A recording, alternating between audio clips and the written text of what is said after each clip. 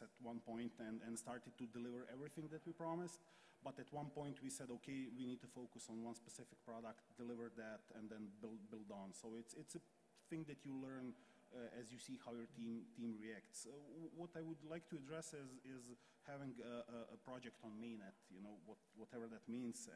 You have different blockchains today, and they are doing the same thing. They are trying to be everything, Ethereum, Bitcoin, they will change the world. They will try to do everything, and it's really hard to design a protocol that works for any business case. Every industry has its own rule set. Every industry has its own needs. Maybe for some industry you need thousands of transactions per second. For others, you have different technical requirements. And I don't believe in a future when we have one blockchain rule them all. Because I see in the business world different needs. What I see in the future is basically specially designed technological solutions, aka blockchains, specifically for that industry. And I think many projects are going in that way today. What's currently interesting in point of research and development, that's my area, is basically having different blockchains talk to each other. And having some kind of a global standard, how do you communicate in between them? And I think that we'll see more and more projects in going in that direction, and less some tokens designed on some global network, and seeing more and more private networks that are specific for that kind of industry. Does that resonate with you? Yeah, I agree completely. I think the proliferation of projects also brought about something that had a, I would say, quite a negative spillover also in terms of 2017 on the development of the technology, is the fact that not every project that is launched really needs a blockchain. So when you're looking at what actually is a blockchain, it's basically a distributed ledger across different nodes, where it kind of creates trust where there is no trust between network participants. So, I mean, that's the basic idea. Now, at one point in time, everything required a distributed ledger. Any business idea had to have like some sort of a distributed ledger for you to be able to issue a token. And I think like lots of projects were issuing tokens where it wasn't actually a blockchain project, but you were fundraising through crowdfunding rather than you were developing an actual blockchain project. So many of the teams didn't even have developers, so they had outsourced development, which pretty much created a smart contract to run the ICO, but underneath there was not much in terms of developers developing the DApp or developing the protocol or the smart contract for the protocols. And that also creates kind of this balloon that popped in the last 6 months. But I would argue it's legitimate to use a technology just as a crowdfunding tool if you communicate that clearly to your investors. If you don't use that blockchain aura just to raise more funds, and I think that's the main usage of the technology today, is basically crowdfunding. But some of the projects kind of use that buzzwords to get more outreach, even if they don't need it. I would call it a distributed, Kickstarter, or what's the name of the platform. And I would say it's okay. But if me as an investor has the clear information displayed that this is some project that focuses on, I'm not sure, some other area. But you have that other view where software is eating the world. You don't have industry today that doesn't have a database and doesn't have some IT system. You go to agriculture, basically GPS-controlled machinery with huge databases in behind. And you can basically try to apply it everywhere, but it just goes part of the solution. I will go back to the initial moment. It's important that there is a structure in the raising funds process, and that you're honest in it. Honesty is the main thing. If you're not honest, then you will lose at one point. But I think that this was like one of the main points of why the whole fundraising went kind of sour, is because we have 3 types of tokens basically. So we have the currency, which is like Bitcoin, Monero, Zcash. Then you would have the utility tokens, which would be a good example of Ethereum. And then you have security tokens, which would be a good example of almost nothing yet, but we have platforms developing that will enable the issuance of security tokens under regulated conditions, and there's many of these platforms popping up. I think the issue that came with the crowdfunding was that everybody was trying to define the utility of their token that was actually more of a security, but we're saying, you know, our token would be used as a utility to pay for writing the data to the blockchain. So you would be using it sort of as a currency to hash and write the data to the blockchain, and that would be its utility. It was kind of, I think, a skewed logic of saying, you know, I have a security token, but I'll be calling it a utility to you know, use as means of payment for writing data. So we've almost no examples yet, but do you think this is going to be the next thing? No, there are many examples of security platforms right now, and they also did some projects already. And there's also a vice versa. So one of my clients had an ICO in 2016, so it was one of the earliest ICOs. And right now they're in the process of, you know, they said at a certain point in time, you know, let's just be what we actually are. So we are not a utility, we are a security. And what they did right now is they basically said, we're going to take all the coins that we launched during the ICO out of circulation, and we're going to exchange them for security tokens. And they are now planning to incorporate the security token company, I think, in Liechtenstein. So all the token holders will actually get a security token in return at a predetermined value of the token.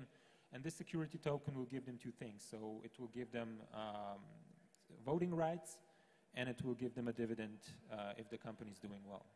So I think, you know, on the one hand side, a large part of their community was quite unsatisfied due to the fact that I would say the US investors were automatically eliminated, because in the US you need to be an accredited investor to be able to participate.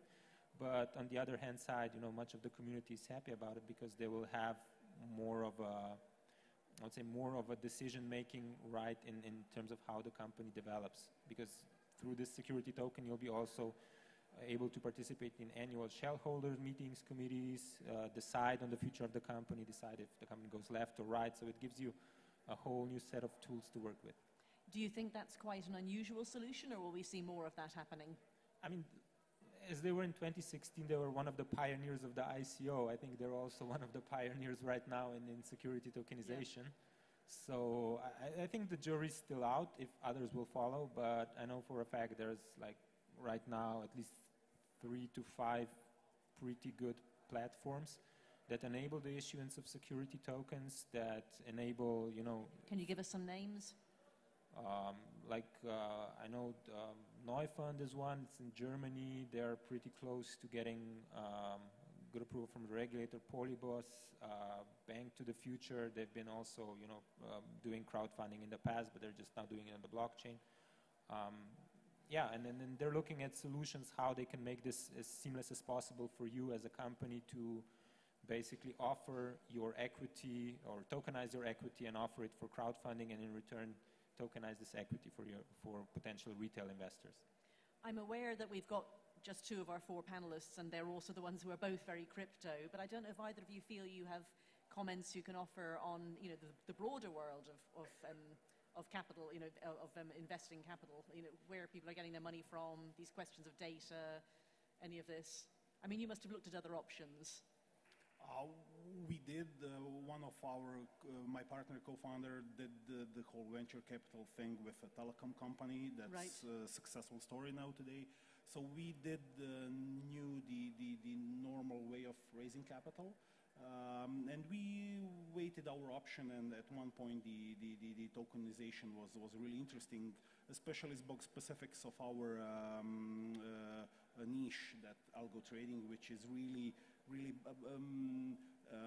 a place where you can innovate. How do you handle value? Because at one hand you have people that know how to develop algorithms and know how to type bots and develop things. But on the other hand, you have people that have money, but they don't have the time to look at the markets, you know. And there is the mismatch in the economy. And that's something that we try to solve, you know, to not to be the custodian of the money, but allow people to co-invest in the different algorithms.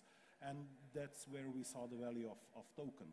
What I see as a future is a possibility to do some similar thing in changing the token possibilities, because currently it's a smart contract that's hard-coded on Ethereum, and we cannot change much in it. You know, it has its own possibilities, and it is yet to be seen how will companies that raised with that kind of tokens will go in the future, because I really like projects that are constantly evolving and looking for a new way. So these kind of stories where people like say, okay, we're a security and we'll now issue a security token, I think that's positive, because it's a really early stage environment in the blockchain, and you need to constantly be innovative and look for other ways of expressing your product.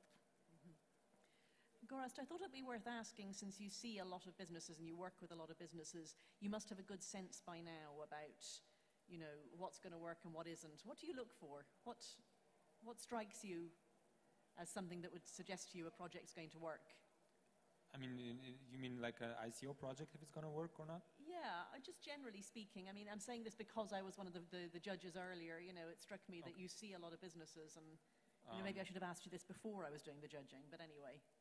I mean, usually, so there's a couple of factors, and I'm not gonna, you know, invent anything here, but the one thing is like the business case behind it. So, you know, is anybody willing to pay for it? That's like the first question that I would ask myself. So, is this a product that has a market?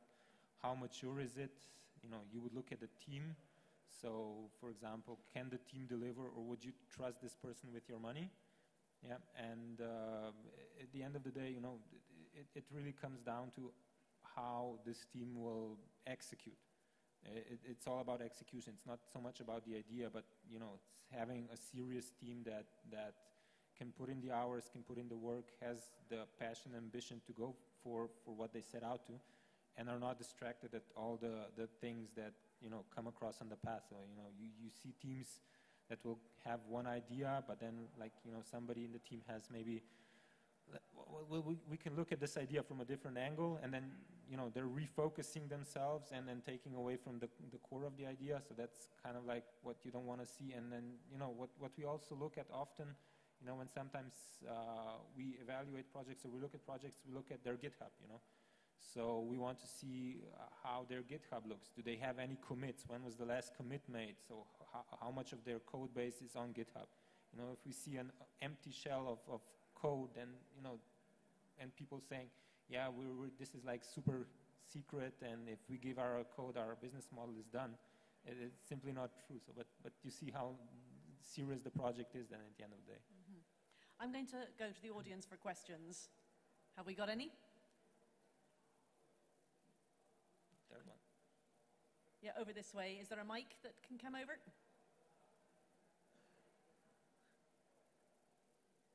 Yeah, it's coming to you. Could you put your hand up again? There you go. Thank you.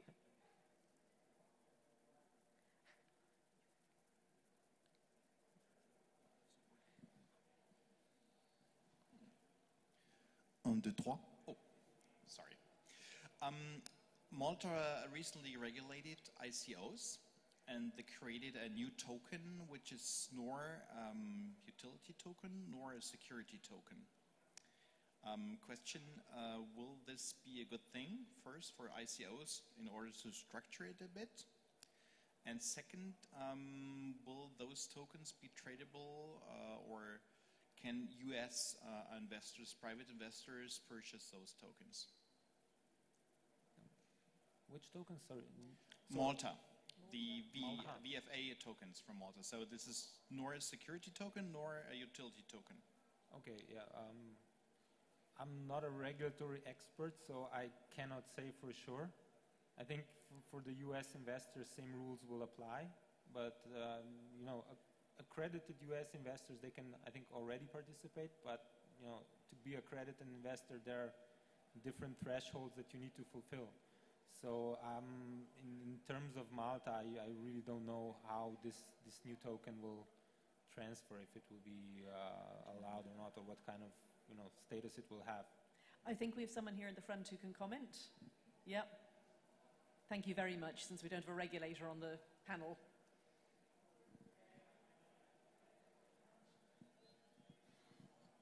Hi, thanks for the mic. I hope I'm not too close. Just to answer your question, I think you're talking about a payment token in Malta. Yeah, we are incorporated in Malta, so that's why the third one.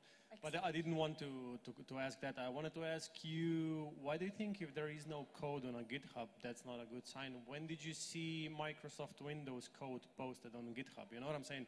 Some things you just don't post. Yeah. There's nothing wrong with that. I think where is wrong, not really wrong, but in every direction what they said, yeah, everything needs to be open source and it needs to be on a GitHub. While normal business model is that it has some secrets. So you know what I'm saying? You should have some IP which is not for public. That's just my comment. I'm not saying I'm right. It's just. Thank you. No, I agree. So you'll probably not publish everything on the GitHub that you do, but it's a good indicator of activity that you have. So because of this community and how the community functions, a lot of the projects publish a lot of things on the GitHub, and you see the project activity there. So it can give me an indication. I'm not saying it's the only thing that we look at. So you do your due diligence on the white paper, on the team, on different types of aspects of what they're trying to achieve. So I'm not saying the GitHub is the one and only judgment criteria that we have, but it's the one that we also look at. So we don't have an answer for you on the payment token, but I mean, I'm definitely going to be looking it up afterwards. Sorry about that. I would just say that it's really valuable to analyze GitHub repos and activity. You can deduct a lot of information regarding tokens that are open source protocols. So when you look at Bitcoin GitHub and then Ethereum GitHub and then Monero GitHub, and see how many people are interacting with and how many people are building on top of it, that can provide a valuable info what will happen with that kind of token in the future with that kind of protocol. But that is for open source stuff that's are like globally accepted. As per companies, it's, as you said, it's kind of hard to say. Even our platform is not fully open source. We have some stuff that it's really not something that we would like to share, but there is some stuff that's also open source. I think the good indication is how much you contribute to the open source community.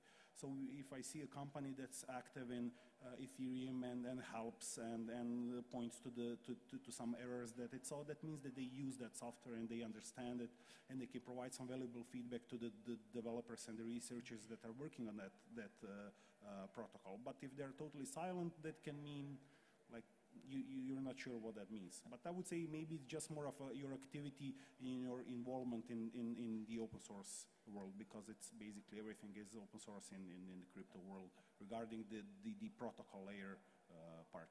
I mean, I can give you another good example. So one of my, a project came to us just recently and said, our regulator gave us a question. They said, can you prove to me that my token, once created in the smart contract, is not transferable, meaning that nobody can unauthorized, take the tokens out of the wallet once they're created and transfer them.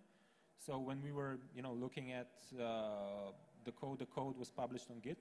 So their smart contract was published, and we were already able to review what were like some of the what kind of limitations they put on the smart contract and how it's structured to better understand, how they already assigned to this before we can, we had a call with the CTO, but we were already able to review their smart contract and have a more content-oriented discussion. So, we kind of, at the end it was an easy assignment, or it made sense. But if that would not be published, I could not do the due diligence if the smart contract isn't properly or not. I wouldn't say it's an easy assignment. We kind of help other projects to review their smart contract before they go live. And no matter how many eyes look into it, you always are not sure what's going to happen when you do it in real life. I mean, this was straightforward from what needs to be done. I agree, it's easy to read, but it's really hard to get the exact consequences of your decisions when you implement it. You never know. You have the parity hack. We had luck to survive it. We didn't lose funds in there, but it's a really tough thing, even with open source. We've got another question over here. Alexandru Stănescu from Gym Platform. Thank you very much for a very interesting presentation and thoughts. I would like to ask you something related to the criteria that you are mentioning when you're analyzing an investment possibility or blockchain projects. And my question relates to the fact that blockchain technology is evolving, and you're mentioning about the code, but what we see nowadays, it's new and new blockchains coming. Probably in the next 2 years, we'll see a totally different type of blockchain technology.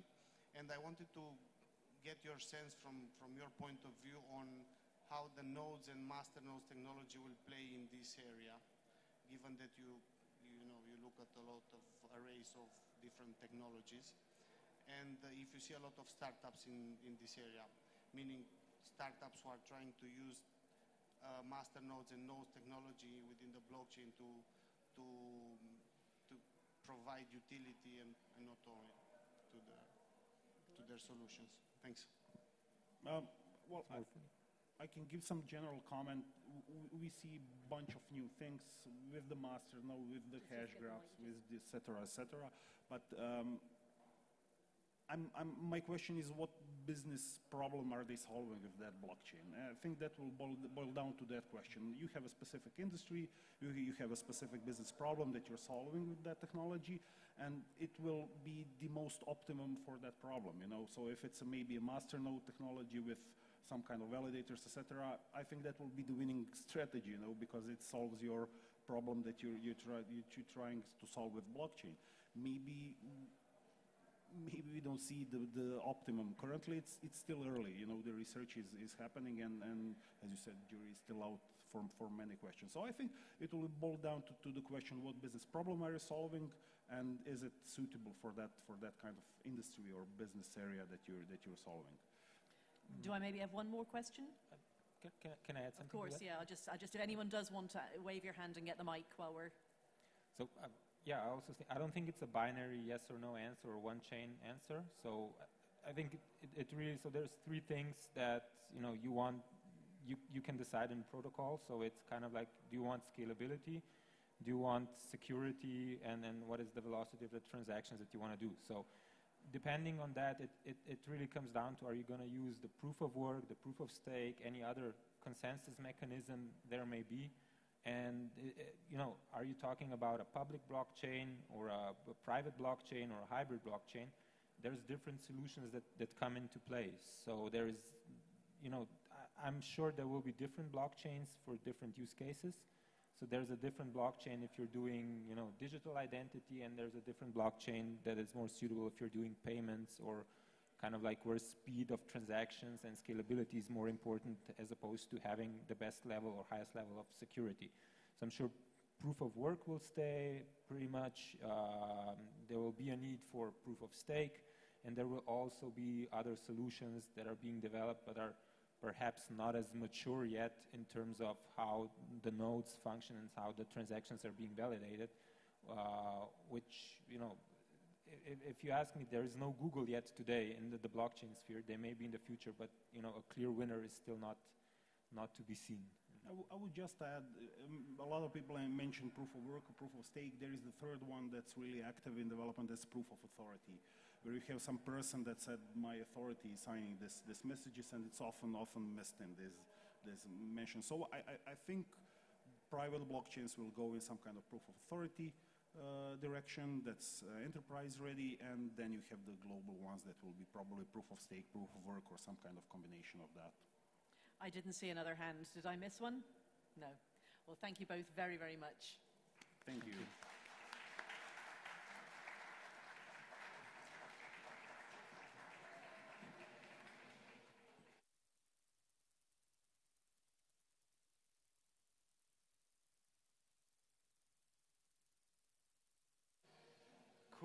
Cool.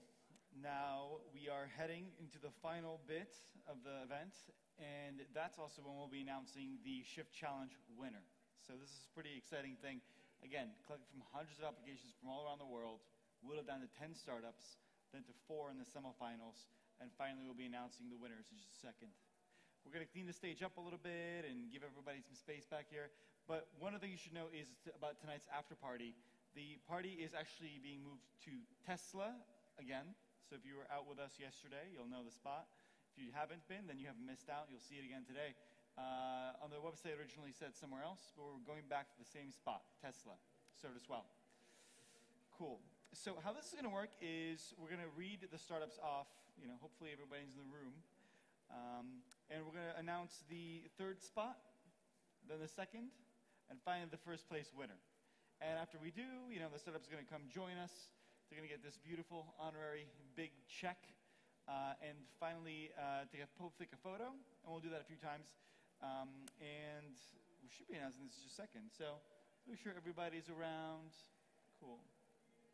Excellent. I kind of wonder if anyone has a favorite startup. Does anyone have anyone they're rooting for? You saw a whole bunch of them. Who you're nodding? Who did you like? Which one was that? What were they doing? Yeah, basically treating. Yeah, it's these guys right here. Yeah, it's AVR, right? Yeah, it's pretty cool. You have a fan. Yeah, see. Yeah, that's really cool. What are you afraid of? Oh, snakes. I'm really not into spiders. It's been this way for years. I have never been able to do something about it, right? So even like little ones, if I like really notice, like I'm like hanging out, and then I notice there's a spider over here, and it's like, it's a very, very sudden animalistic urge. It's not something I can control. It's kind of interesting. I don't know if anyone else here is also afraid of spiders, but that's a big one. Has anyone else of a startup that they were rooting for? Avoiding eye contact? I see you. It's okay. Why don't we get into it then? So, we're going to start with our third place winner. Hopefully they're in the room. Please give Banksy a hand. Cool. Awesome.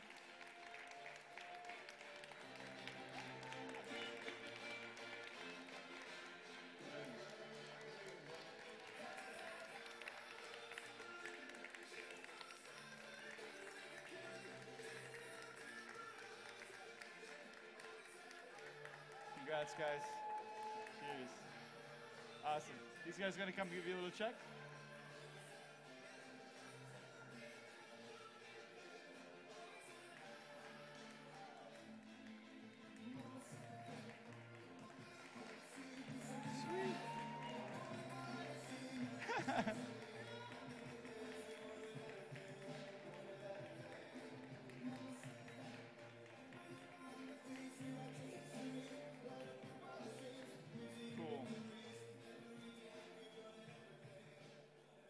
Awesome.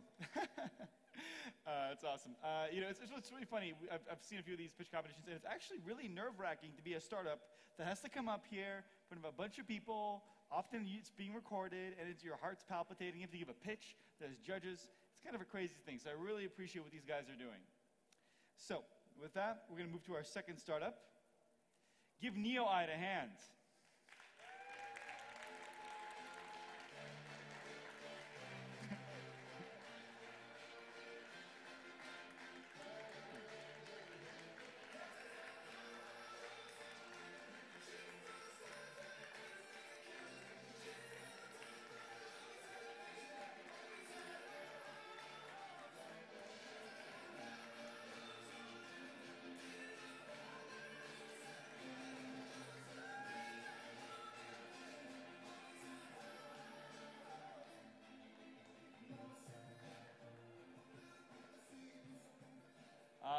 Awesome. Now, I like to do some silly things at some of these conferences, and so I wonder if you guys will indulge me. I would love to give our last startup a drum roll.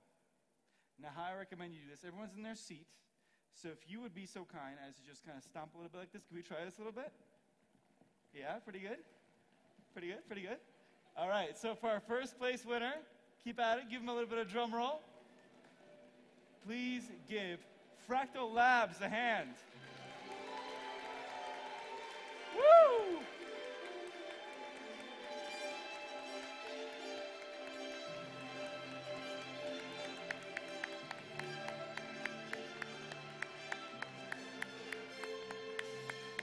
Excellent.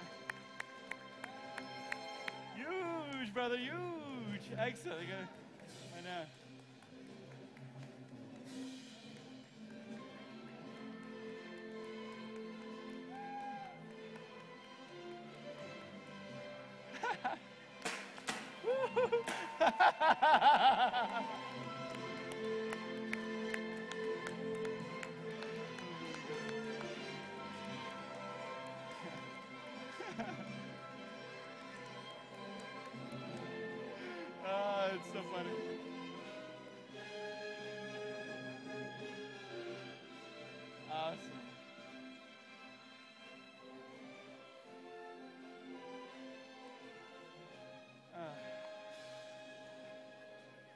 That's amazing.